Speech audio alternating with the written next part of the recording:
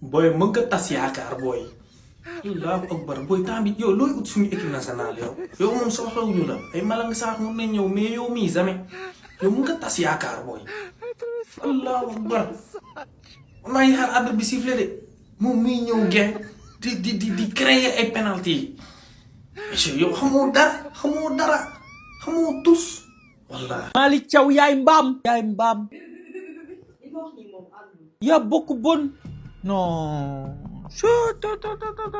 Newcastle def na match bu impeccable. bien vrai que kuy defar moo yàq. mais c'était pas le moment ni yaay. oh Barça rëcc na. Barnes lijjanti na ko ba am benn. dof bi ñëw fële naan day laal Dani Olmo. Barça tey Araujo la teg latéral parce que Koundé blessé na Alejandro blessé na donc Cancelo fallait que ñu yóbbu ko côté gauche Araujo au lieu ñu teg ko axe ñu daal di koy teg latéral droit ça a marché vraiment.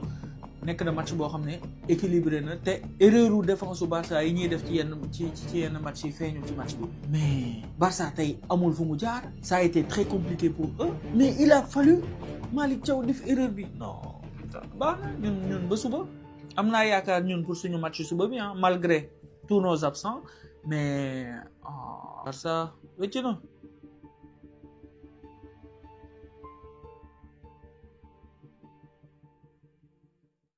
Malick nañ def enquête ci yow Malick Thiaw yow ba lëz yow catalan yow bii moo ñu def ay enquête ci yow Malick mas bi jeex na Malick ngay def penalty boobu Malick Thiaw yow tamit Malick du def loolu mais Malick yow ere nga waaye yàq nga suñ samp lasti kiri samp la Malick yàq lasti kiri samp teg ceexal taak dese wuñ tuuru dara Malick yow tamit bu leer nañu fii suñu raw yi dootuñu am dañuy way samp kambulu yàlla dee xam nga damaa dof nag ne Malick yow tamit nag Malick wax dëgg yàlla nag rus naa la Sénégalais nga mais sinon Malick masaaga sama safur la baal leen ma mais tey sama xol daa jeex parce que Malick moo yàq sama sampu penalty boobu Malick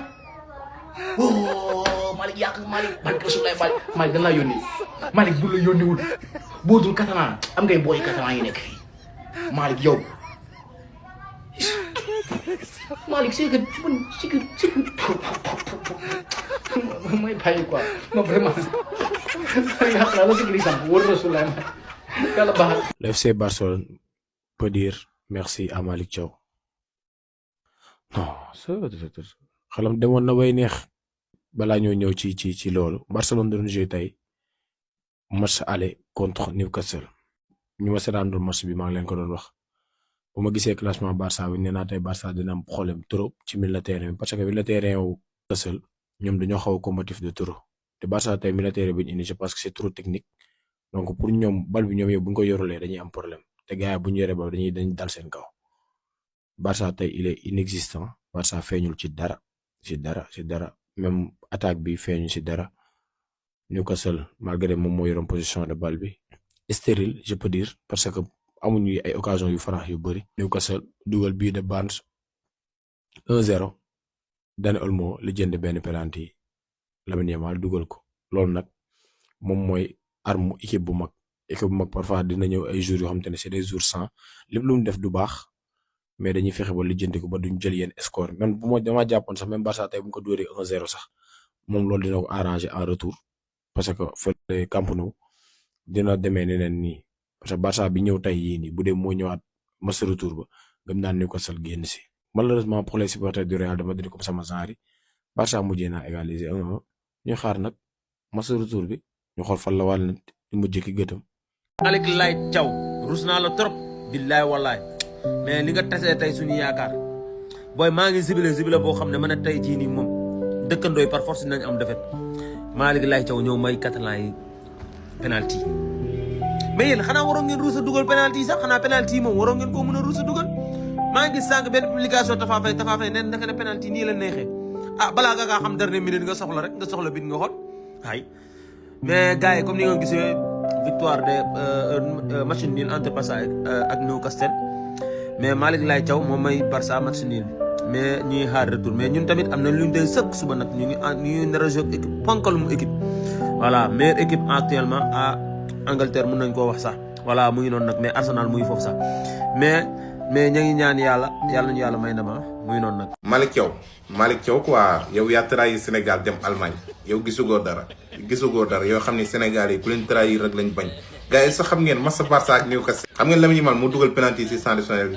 Malick Thiaw moom moo def penalty si Dani Olmo quoi moom moo gagne Dani Olmo arbitre sur les penalty si temps additionnel Lamine Yamal transformé penalty bi match bi jeexee 1 but partout les gars. mais gars yi seen xel nekkul si match bi de seen xel yëpp si Newcastle lañ nekk surtout Sénégal yi. tey benn page sénégalais laa gis page bi nag am na ay millions abonnés gars yi moo publié li neen la Barça peut remercier l' international allemand Malick Thiaw. dafa bëgg kaañ quoi nee na Barça actuellement nañu remercier joueur allemand bi ni di Malick Thiaw. Malick Thiaw dafa trahir Sénégal dem jouer ji Allemagne boobu ba léegi Sénégal yi di nga ko jàppale en tout cas Malick Thiaw yow gisagoo dara Sénégal yi ku ko trahir rek la bañ te yow da nga nu trahir mooy loolu yow gisagoo dara Sénégal yi daal boo defee erreur rek xamal ne ñu ngi sa kaw quoi. su may wax di saaga gars yi Malick Thiaw xamul dara lan ngay teg sa tànk dama xamul lan ngay teg sa tànk 94 minutes yow xam nga ne sax waa ji boo koy laal muy daanu sa ngelaw bu koy ëf muy xalangu waa ji romb na la sa biir surface de réparation fin temps yaa mu ne mais bal mu dem fais confiance à des coéquipiers bërën ñu ngi fi woon pour couvrir la am nga sa góolu fais-les confiance façon sax waa ji musul tàng xamul dara heureusement ba ñëwul équipe nationale Sénégal parce que waa ji tàngul xamul dara.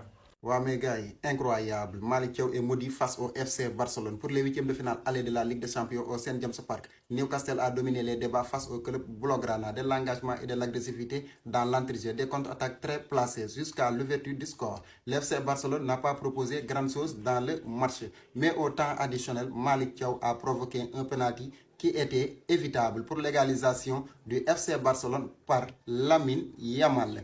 Le match retour va être alléchant. De l'autre côté, le Bayern Munich a écrasé l'Atlanta Bergame 6-1 dans un match complètement maîtrisé par les Bavarois avec un grand Olysée qui a marqué et fait 2 passes décisives. Le joueur français fait partie actuellement des meilleurs joueurs au monde. Cette saison, il compte 17 buts et 24 passes décisives. Nicolas Jackson aussi a brillé dans ce match avec un but et une passe décisive. En Espagne, Atlético Madrid a aussi corrigé Tottenham de Pape Matar Sarr 5-2. Le Sénégalais a disputé l'intégralité du match avec un grand Alvarez qui a marqué un doublé. Les Colchoneros ont fait le plus dur au match aller. Pour terminer, plus tôt dans la journée, Galatasaray a battu Liverpool en Turquie 1-0 dans un match très disputé avec de l'engagement et du rythme du début à la fin. Les Reds doivent se relever avant le match retour à Anfield.